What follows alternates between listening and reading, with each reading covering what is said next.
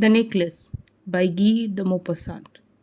She was one of those pretty and charming girls born, as if by an error of fate, into a family of clerks. She had no dowry, no expectations, no means of becoming known, understood, loved, or wedded by a man of wealth and distinction. And so she let her be married to a minor official at the Ministry of Education. She dressed plainly because she had never been able to afford anything better. But she was as unhappy as if she had once been wealthy. Women don't belong to a caste or class. Their beauty, grace, and natural charm take the place of birth and family. Natural delicacy, instinctive elegance, and a quick wit determine their place in society and make the daughters of commoners the equal of the very finest ladies. She suffered endlessly, feeling she was entitled to all the delicacies and luxuries of life. She suffered because of the poorness of her house as she looked at the dirty walls, worn out chairs, and the ugly curtains. All these things that another woman of her class would not even have noticed tormented her and made her resentful. The sight of the little Benton girl who did her housework filled her with terrible regrets and hopeless fantasies. She dreamed of silent, empty chambers, hung with oriental tapestries, lit from above by torches in bronze holders, while two footmen in knee-length breeches napped in huge armchairs, sleepy from the stove's oppressive warmth. She dreamed of vast living rooms furnished in rare old silks, elegant furniture loaded with priceless ornaments, and inviting smaller rooms, perfumed, made for afternoon chats with close friends, famous sought after men, who all women envy and desire. When she sat down to dinner at a round table covered with a 3-day-old cloth opposite her husband, who lifted the lid of the soup, shouted excitedly, "Ah, beef stew! What could be better?" She dreamed of fine diners, of shining silverware, of tapestries which peopled the walls with figures from another time and strange birds in fairy forests. She dreamed of delicious dishes served on wonderful plates, of whispered gallantries, listened to with an inscrutable smile as one ate the pink flesh of a trout or the wings of a quail. She had no dresses, no jewels, nothing, and these were the only things she loved. She felt she was made for them alone. She wanted so much to charm, to be envied, to be desired and sought after. She had a rich friend, a former schoolmate at the convent, whom she no longer wanted to visit, because she suffered so much when she came home. For whole days afterwards she would keep white with sorrows, regret, despair, and misery. One evening her husband came home with an air of triumph, holding a large envelope in his hand. "Look," he said, "here is something for you." She tore open the paper and drew a card, on which was printed the words, "The Minister of Education and Madame Georges Ramfont request the pleasure of Monsieur and Madame Loisel's company at the Ministry on the evening of Monday, January 18th. Instead of being delighted, as her husband had hoped, she threw the invitation on the table resentfully and muttered, "What do you want me to do with that?" "But my dear, I thought you would be pleased. You never go out, and it will be such a lovely occasion. I had awful trouble getting it. Everyone wants to go. It is very exclusive, and they are not giving many invitations to clerks. The whole ministry will be there." She stared at him angrily and said impatiently, "And what do you expect me to wear if I go?" He had not thought of that. He stammered, "Why, the dress you go to the theatre in. It seems very nice to me." He stopped, stunned, distressed to see his wife crying. Two large tears ran slowly from corners of her eyes towards the corners of her mouth. He shuddered. What's the matter? What's the matter? With great effort, she overcame with her grief and replied in a calm voice, as she wiped her wet cheeks. Nothing. Only I have no dress and so I can't go to this party. Give your invitation to a friend whose wife has better clothes than me. He distraught but tried again. Let's see, Matilde. How much would a suitable dress cost? One which you could use again on another occasions. Something very simple. She thought for a moment, computing the cost and also wondering what amount she could ask for without an immediate refusal and an alarmed exclamation from the theft clerk. At last, she answered hesitantly, I don't know exactly, but I think I could do it with 400 francs. He turned a little pale because he had been saving that exact amount to buy a gun and treat himself a hunting trip the following summer in the country near Nanterre with few friends who went lark shooting there on Sundays. However, he said, very well, I can give you 400 francs, but try and get a really beautiful dress. The day of the party drew near. Madame Loisel seemed sad, restless, anxious. Her dress was ready, however. One evening, her husband said to her, what's the matter? You have been acting strange these last 3 days. She replied, I am upset that I have no jewels, not a single stone to wear. I will look cheap. I would almost rather not go to the party. You could wear flowers, he said. They are very fashionable at this time of year. For 10 francs, you could get 2 or 3 magnificent roses. She was not convinced. No, there is nothing more humiliating than looking poor in the middle of a lot of rich women. How stupid you are, her husband cried. Go and see your friend Madame Forestier and ask her to lend you some jewels. You know her well enough for that. She uttered a cry of joy. Of course, I had not thought about that. The next day she went to her friend's house and told her of her distress. Madame Forestier went to her mirrored wardrobe, took a large box, brought it back, opened it, and said to Madame Loisel, choose, my dear. First she saw some bracelets, then a pearl necklace, then a gold Venetian cross set with precious stones of exquisite craftsmanship. She tried on the jewelry in the mirror, hesitated, could not bear to part with them, to give them back. She kept asking, you have nothing else? Why, yes, but I don't know what you like. Suddenly, she discovered in a black satin box a super diamond necklace, and her heart began to beat with uncontrolled desire. Her hands trembled as she took it. She fastened it around her neck over her high neck dress and stood lost in ecstasy as she looked at herself.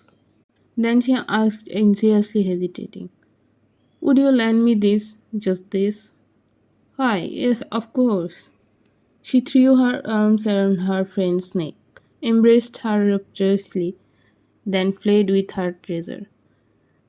The day of party arrived. Madame Loisel was a success. She was prettier than all the other women, elegant, gracious, smiling, and full of joy. All the men stared at her, asked her name, tried to be introduced. All the cabinet officials wanted to waltz with her. The minister noticed her. She danced wildly, with passion, drunk on pleasure, forgetting everything in the triumph of her beauty. In the glory of her success, in a sort of cloud of happiness, made up of all this respect, all this admiration, all these awakened desires, of that sense of triumph that is so sweet to a woman's heart. She left at about 4 o'clock in the morning. Her husband had been dozing since midnight in a little deserted anteroom with three other gentlemen whose wives were having good time. He threw over her shoulders the clothes he had brought for her to go outside in, the modest clothes of an ordinary life, whose poverty contrasted sharply with the elegance of the ball dress. She felt this and wanted to run away so she would not be noticed by the other women who were wrapping themselves in expensive furs. Loisel handed her back. Wait a moment, you'll catch cold outside. I'll go and find a cab. But she would not listen to him and ran down the stairs. When they were finally in the street, they could not find a cab and began to look for one, shouting at the cabmen they saw passing in the distance. They walked down toward the sign in despair, shivering with cold. At last they found one quaky one of those old nightcaps that one sees in Paris only after dark, as if they were ashamed to show their shabbiness during the day. They were dropped off at their door in Rue des Martyrs and sadly walked up the steps to their apartment. It was all over for her, and he was remembering that he had to be back at his office at 10 o'clock. In front of the mirror, she took off the clothes around her shoulders, taking a final look at herself in all her glory. But suddenly he uttered a cry. She no longer had the necklace around her neck. What is the matter? Asked her husband, already half dressed. She turned towards him, panic stricken. I no longer have Madame Forestier's necklace. He stood up distraught. What? How? That's impossible. They looked in the folds of her dress, in the folds of her cloak, in her pockets, everywhere, but they could not find it. Are you sure you still had it on when you left the ball? He asked. Yes, I touched it in the hall at ministry. But if you had lost it in the street, we would have heard it fall. It must be in the cab. Yes, that's probably it. Did you take his number? No. And didn't you notice it? No. They stared at each other, stunned. At last, Loisel put his clothes on again. I'm going back, he said. Over the whole route we walked. See if I can find it. He left. She remained in her ball dress all evening, without the strength to go to bed, sitting on a chair, with no fire, her mind blank. Her husband returned at about 7 o'clock. He had found nothing. He went to the police, to the newspaper to offer a reward, to the cab companies. Everywhere the tiniest glimmer of hope led him. She waited all day in the same state of blank despair from before this frightful disaster. Loisel returned in the evening, a hollow, pale figure. He had found nothing. You must write to your friend, he said. Tell her you have broken the clasp of her necklace and that you are having it mended. It will give us time to look some more. She wrote as he dictated.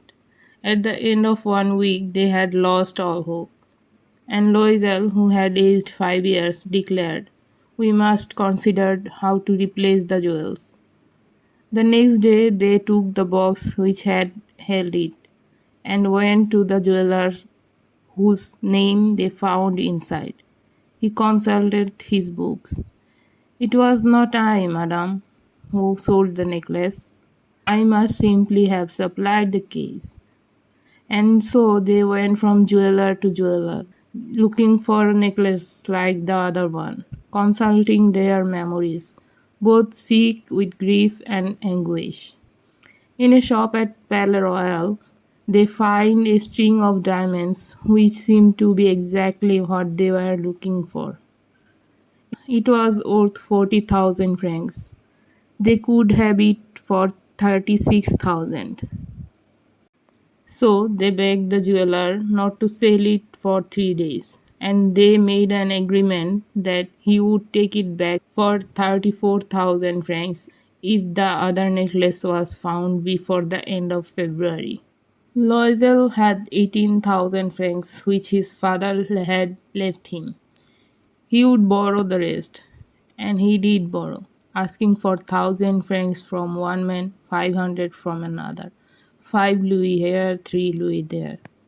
He gave notes, made ruinous agreements, dealt with usurers, with every type of moneylender. He compromised the rest of his life, signing notes without knowing if he could ever honor them.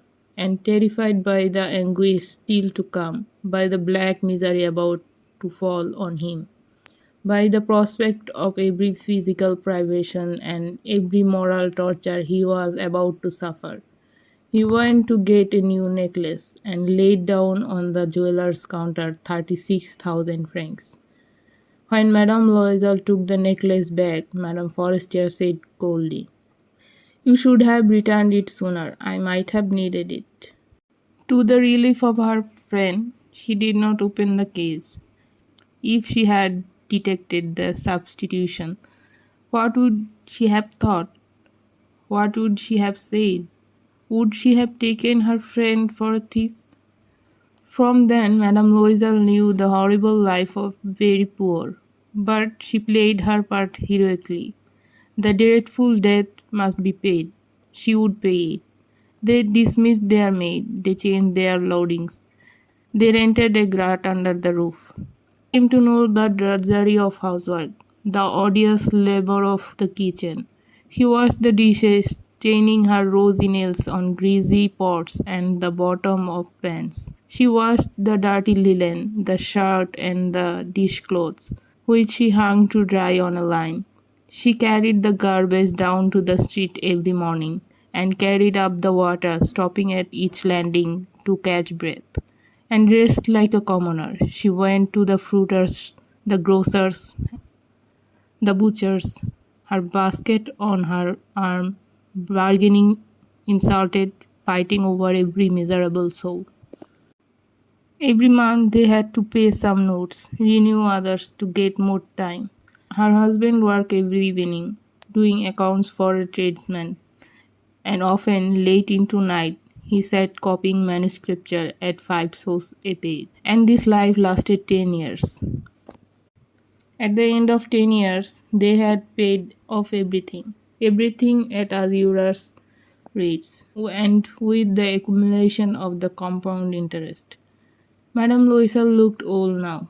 She had become strong, hard, and rough like all women of improvised households, with hair half combed, with skirts awry and reddened hands. She talked loudly as she washed the floors with great swishes of water. But sometimes, when her husband was at the office, she sat down near the window and thought of that evening at the ball so long ago, when she had been so beautiful and so admired.